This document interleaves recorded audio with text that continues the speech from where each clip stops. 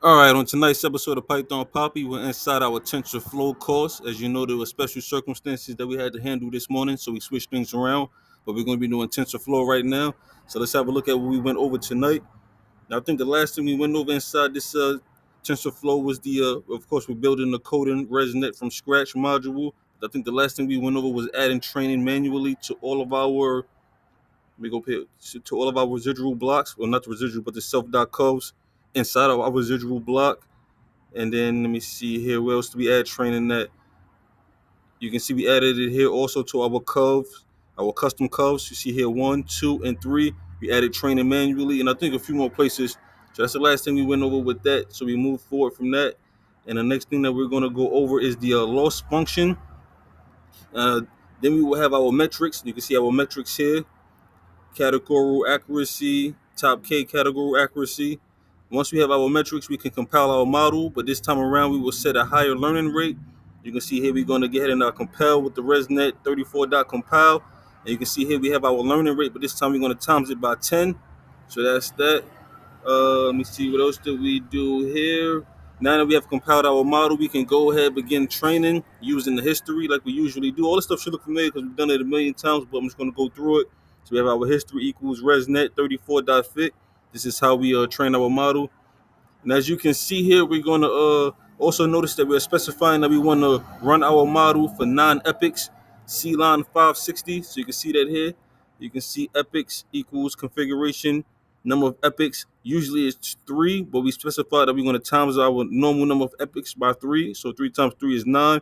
So we're going to run it 9 times now. He's doing his for 60. I'm not doing that for 60. You know already it takes forever for us to compile. So yeah, I'll do 9 at least. So that's that.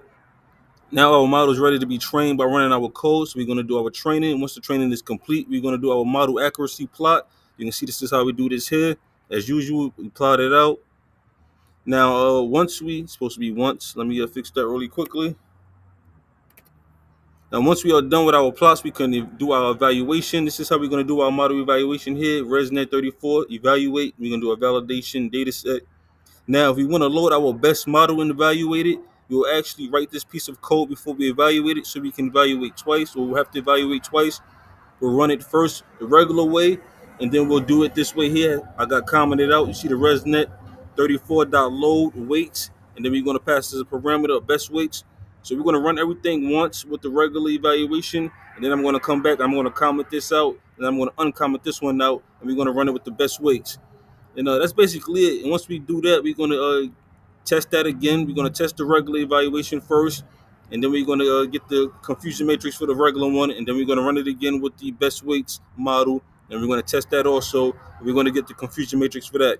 That was basically it for that model for coding ResNet from scratch. We did finish it up, so that one is completely done. And we did start a new module that we're going to be going over tomorrow. So in this section, we'll be going over the mobile net. Now we will be treating the mobile net architecture.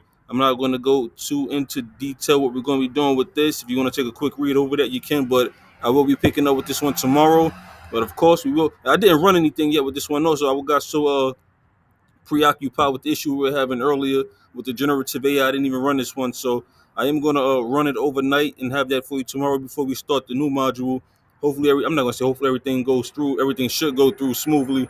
It's the same code we've been doing forever. If not, then at least we know we can do this. We've been doing it, so it's not like a major issue with like the generative AI. It's all new, so I do get kind of worked up when it's not going smoothly because I want to make sure that I'm learning everything the way I should be. But anyway, with that being said, like I said, tomorrow I'm going to run this overnight for you tomorrow and have those results for you tomorrow.